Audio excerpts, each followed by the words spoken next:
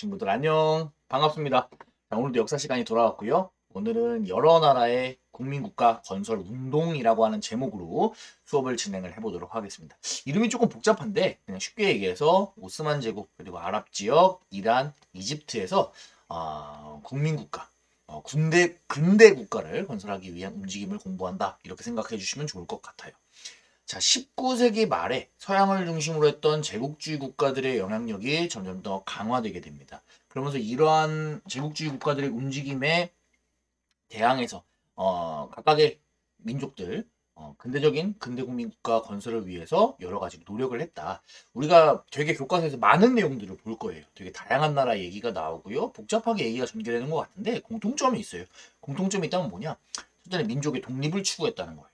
각각의 민족이 다른 나라들의 지배를 받지 않는 독립을 추구를 했고, 둘째로는 근대적인 어떠한 국민들이 정치에 참여할 수 있는 형태의 정치 체제, 헌법도 만들려고 노력을 하고요. 의회도 설립하려고 노력을 합니다. 이 두 가지 같은 경우에는 우리가 이것도 그렇죠. 우리가 유럽에서 이미 공부를 했죠. 자유주의나 민족주의 공부를 하면서 얘기를 했던 내용들이 다양한 국가들에 대해서도 적용이 된다. 이렇게 생각을 해주시면 좋을 것 같아요. 자, 먼저 오스만 제국 보도록 하겠습니다. 오스만 제국 13세기 말에 튀르크족이 세웠던 이슬람 국가였죠. 그래서 보면 엄청난 영토를 한때 자랑했던 비잔티움 제국을 멸망시켰던 거대한 제국이었다. 이렇게 우리가 기억을 하고 있을 텐데 사실 제국주의 시대에 넘어오게 되면 오스만 제국은 상당히 쪼그라듭니다. 그래서 이렇게 넓은 영토가 갈수록 줄어들게 돼요. 시간이 지날수록 영토를 상실하게 된다. 그래서 당시에 오스만 제국을 보여주는 풍자화, 이렇게 이런 풍자화가 있어요. 뭐예요? 사자는 영국을 뜻하고요. 곰은 러시아예요.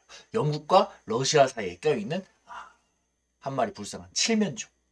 칠면조가 영어로 터키잖아요. 터키. 튀르키. 불쌍한 칠면조처럼 그려지고 있는 오스만 제국의 모습을 확인을 할 수 있습니다. 그럼 오스만 제국 이렇게 위기에 빠지고 점차 힘이 약해지고 있을 때 그냥 그대로 쭉 내리막을 갔냐? 그건 아니에요. 오스만 제국 내에서도 여러 가지 움직임들이 벌어지게 됩니다. 대표적으로 우리가 탄지마트라고 부를 거예요. 한국말로는 은혜개혁이다라고 부를 수 있겠는데요. 자, 대내외적인 위기 상황을 극복하기 위해서 오스만 제국 내부에서 추진된 근대화 개혁이에요. 행정, 군사, 사법, 교육 등 다양한 분야에서 개혁이 이루어졌고요. 그 결과 오스만 제국에서도 헌법을 만들고 그 다음에 의회도 설립할 수 있게 되었습니다. 그래서 당시에 만든 헌법을 보게 되면은 뭐 개인의 자유를 보장한다거나 뭐 출판의 자유도 보장하고 개인의 재산권 같은 것도 보장하고 의회를 설립한다. 이런 식으로 상당히 조금 우리가 흔히 알고 있는 그런 민주주의적인 느낌의 개혁들을 성공을 했던 것들을 우리가 확인을 할 수 있습니다. 하지만 이 탄지마트 개혁 이후에 오스만 제국이 그러면은 만들었던 이러한 체제를 쭉 잘 발전시켜 나갔느냐 하면 그것은 아니에요. 그래서 문제가 발생을 합니다. 자, 1877년 러시아와의 전쟁에서 오스만 제국이 패배를 합니다. 사실 이 그림으로 표현한 지도에서도 볼 수 있듯이 위쪽에 러시아가 계속해서 아래쪽으로 내려오려고 하는 그런 움직임들이 있습니다. 그리고 이 아래쪽으로 내려오려고 하는 움직임은 러시아와 이 죄송합니다. 흑해. 이 흑해를 딱 사이에 두고 있는 어디에 오스만주의가 딱 만날 수밖에 없어요. 이 러시아의 이 움직임. 그러다 보니까 러시아와 오스만은 사실 어마어마하게 서로 많이 전쟁을 합니다. 근데 그 중에 1877년 전쟁에서 러시아와 오스만 제국의 싸움에서 오스만 제국이 패배를 하게 되면서 상황이 많이 바뀌게 돼요. 오스만 제국 원래 유럽에 이 발칸 반도라고 하는 영역에 많은 땅을 갖고 있었는데 이 영역들이 전부 다 독립을 하게 됩니다. 오스만 제국의 힘이 점점 더 축소되는 거예요. 그러면서 오스만 제국이 뭔가 예전만치 못하다 이런 것들이 딱 드러나게 되는 거죠. 상황이 이렇게 전개가 되니까 전쟁에서 패배한 이후에 오스만 제국의 리더 우리가 뭐라고 불렀죠? 술탄이라고 불렀습니다. 술탄이 기존에 전개되고 있던 개혁을 다 정지시켜 버립니다. 헌법을 정지하고 의회를 해산해 버려요. 우리가 탄지마트하고 여러 가지 개혁했는데 이게 뭐냐? 나라가 오히려 러시아한테 전쟁도 지고 그 다음에 우리가 지배하던 것들 막 다 독립하는 거 아니냐? 이거 이러면 안 돼. 이러면 안 돼. 다시 옛날로 돌아가자. 그래서 전제 정치를 부활시키는 시도를 하게 됩니다. 그래서 이것에 대항하는 걸로 나오게 되는 게 오스만 제국의 국민국가를 위해 노력했던 단체, 바로 청년 튀르크 당이 되겠습니다.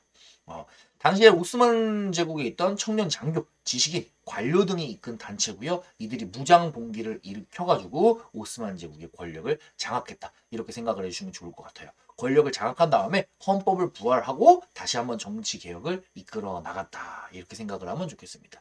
뭐 좋은 점도 있지만 사실 뭐 좋은 점만 있는 건 아니었어요. 청년 튀르크당은 극단적인 튀르크 민족주의를 했기 때문에 다른 민족, 그러니까 오스만 제국이 지배하고 있던 영역 안에 있던 다른 민족들 입장에서는 사실 조금 반발이 있을 수밖에 없었다라고 하는 부분도 우리가 추가로 한번 읽어주면 좋을 것 같습니다.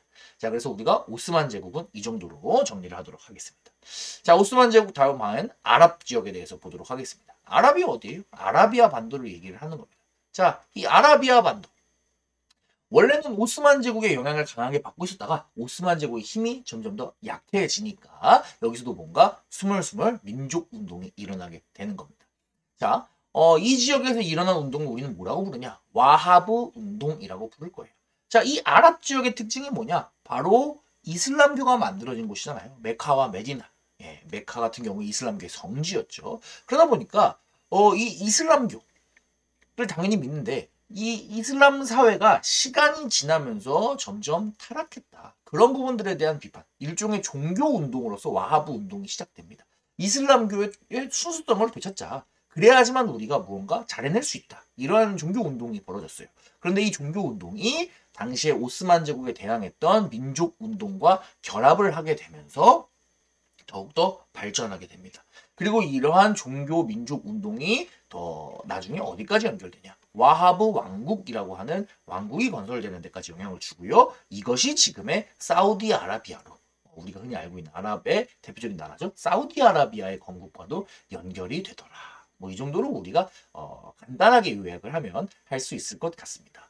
자, 다음입니다. 이란에 대해서 보도록 할게요. 자, 이란. 당시의 이란은 우리가 까자르 왕조라고 부르는데 이 이란 아주 옛날에는 우리가 페르시아로 굉장히 잘 나갔던 나라인데 당시에는 그러지 못했어요.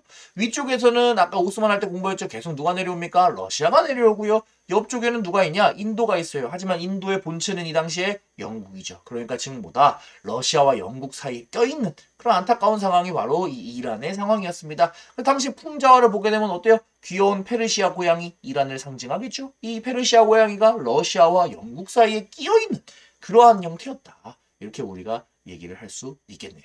자, 이란에서는 어떠한 민족 운동이 있었냐? 뭐 여러 가지가 있겠지만 우리 교과서에서는 담배 불매 운동을 조금 포인트로 보고 있네요. 담배 불매 운동은 뭐냐? 이란에 담배를 제조하고 판매할 수 있는 권리를 영국이 가져가게 됩니다. 그러니까 이에 대항해서 담배를 피지 맙시다 하는 불매 운동. 우리가 담배를 피지 않음으로써 우리의 권리를 뺏어간 영국에게 타격을 줄 수 있다라고 하는 그러한 민족 운동이 되겠습니다. 뭐 이딴 게 민족 운동이에요 할 수 있지만 무시하면 안 돼요. 비슷한 운동을 나중에 우리가 일본에 대항하는 과정에서 근대 시기에 조선에서도 일어나게 됩니다. 어쨌든 사람들이 하나로 뭉쳐가지고 자신들의 목소리를 내는 그런 민족 운동이 하나다 이렇게 생각해 주시면 좋을 것 같아요. 이 담배 불매 운동으로 뭉치기 시작한 이란 사람들의 움직임은 어디까지 이어지게 되냐? 이란 입헌 혁명이라고 하는 1905년의 혁명으로까지 이루어지게 되고요. 이 이란 입헌 혁명에서는 무엇을 주장한 입헌 헌법을 세우자. 뭐예요? 의회를 개설하고 헌법을 만들자. 이러한 우리가 근대 국민국가 건설 과정에서 공통점으로 보았던 의회 개설과 헌법 제정을 요구하는 그러한 혁명까지로도 이어졌다. 이렇게 우리가 체크를 할 수 있겠습니다. 그럼 이란 입헌혁명이 그러면은 성공해서 이란 사람들이 행복하게 잘 살았냐라고 하면 또 그건 아니에요. 사실 이란에 끊임없이 개입하려고 했던 러시아와 영국 때문에 이러한 혁명은 역시 실패로 끝이 났다. 이렇게 정리를 할 수 있겠습니다. 자, 오늘의 마지막 국가인 이집트 얘기를 한번 해보도록 하겠습니다. 자, 이집트는 원래는 오스만 제국의 지배를 받았던 국가예요. 네.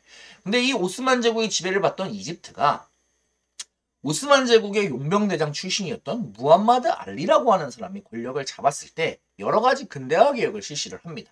뭐 군대, 산업, 도로, 교육 등 뭐 교과서에 나오는 다양한 분야에서 적극적인 부국 강병 정책을 펼쳐가지고 조금 발전하는 데 성공을 해요. 그리고 그 발전에 힘입어서 이 이집트가 어떻게 하냐? 당시에 오스만 제국과 그리스 사이에서 그리스 독립운동이 벌어지게 됩니다. 그리스가 오스만이랑 싸워서 독립하려고 해요. 이 전쟁 과정에서 이집트가 자기를 지배하던 그러니까 이제 식민지라고 얘기를 할 수 있죠. 자기를 지배하던 오스만 제국을 지원을 합니다. 그리고 여기서 오스만 제국으로부터 우리는 자치하겠다. 자치권을 획득을 하는데 성공을 합니다. 이집트 입장에서는 굉장히 좋은 일이겠죠. 오스만 입장에서는 약간 타격이 있겠고요. 자, 그럼 이집트는 이 뒤에 잘 살았냐? 또 그러지가 못해요. 예. 이집트에서는 굉장한 프로젝트를 이제 실시를 합니다. 자치권을 얻은 이집트가 한 번 날개를 달 수 있는 프로젝트. 뭐냐? 바로 수에즈 운하를 건설을 합니다. 자, 수에즈 운하가 뭐예요? 땅에다가 수로를 놓아서 배가 다닐 수 있게 하는 거잖아요. 그 전에는 유럽에서 인도로 가려면 어떻게? 아프리카를 쭉 돌아야 됩니다. 그 옛날에 바스쿠다 가마가 갔던 그 방식으로 가야 되는 거예요. 그런데 보다 여기 보면은 지중해를 싹 지나서 여기 이집트에 있는 요만큼만 우리가 땅을 바다로 연결 싹 하면은 여기는 이제 쫙 지나갈 수 있잖아요. 그래서 보다 여기를 뚫는 프로젝트를 실시합니다. 그게 바로 그 유명한 수에즈 운하예요. 실제로 수에즈 운하는 이렇게 생겼어요. 보면 사람이 인공적으로 딱 판 것 같죠. 그죠? 그래서 이렇게 물길을 연결을 해가지고 배가 다닐 수 있게 하는.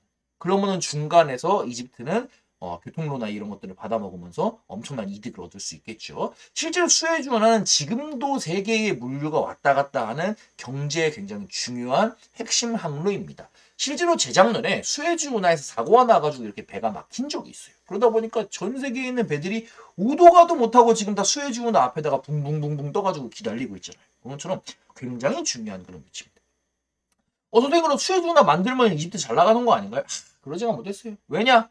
이 수에즈 운하를 만드는 과정에서 이집트가 유럽 열강들의 간섭을 당하게 되고요. 그 다음에 전쟁을 벌이는 과정에서 또 재정이 악화돼요. 그래서 이집트의 혼자 힘으로 이 수에즈 운하를 완성할 수가 없었습니다. 결국에 이집트가 영국이나 프랑스 같은 그런 국가들의 도움을 많이 받게 되고요. 결국에 수에즈 운하의 주식의 상당 부분이 영국으로 넘어가게 되면서 사실상 수에즈 운하를 누가 차지하게 됐다? 영국이 차지하게 되었다. 이렇게 우리가 정리를 할 수 있겠습니다. 그래서 이집트는 굉장히 영국의 영향을 많이 받는 그러한 입장으로 전락하게 되었습니다. 그럼 이런 위기에 빠진 이집트에 등장했던 인물이 누구냐? 교과서에서는 아라비 파샤라고 하는 인물이 등장을 합니다. 이집트의 민족 운동을 이끌었던 영웅이고요. 이집트 사람들이 굉장히 존경하는 인물입니다. 이집트의 군인 출신이고요. 비밀 결사를 조직해서 반란을 일으킵니다. 헌법을 만들고 의회를 설립하고 그 다음에 영국인이 지배하는 이집트를 해방하자 같은 요구들을 실시를 했습니다. 이집트인을 위한 이집트의 건설을 위해 노력했던 인물이죠. 하지만 안타깝게도 영국의 진압으로 아라비 파샤의 민족운동은 실패로 끝나고요. 이집트는 영국의 보호국, 그러니까 완전 식민지는 아니지만 살짝 그 전 단계 느낌 이렇게 생각하면 좋을 것 같아요. 영국의 보호국이 되어버리게 되었다. 라고 하는 걸로 얘기 끝났습니다. 자, 오늘은 여러 가지 나라들에 대해서 공부를 했어요. 오스만 제국, 그리고 아랍 지역, 그 다음에 이란, 그 다음에 이집트 이런 국가들을 공부를 했습니다.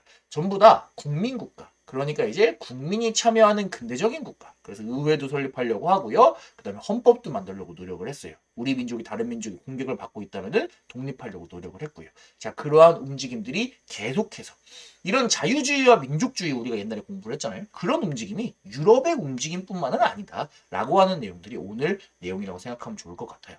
자, 오늘은 아무래도 역사의 중심부에 있는 국가는 아니기 때문에 살짝 교과서에 있는 것들을 맛배기 수준으로만 공부했다. 이렇게 생각하면 좋을 것 같습니다. 좋습니다, 친구들. 그러면은 다음 시간에 만나요. 친구들 안녕.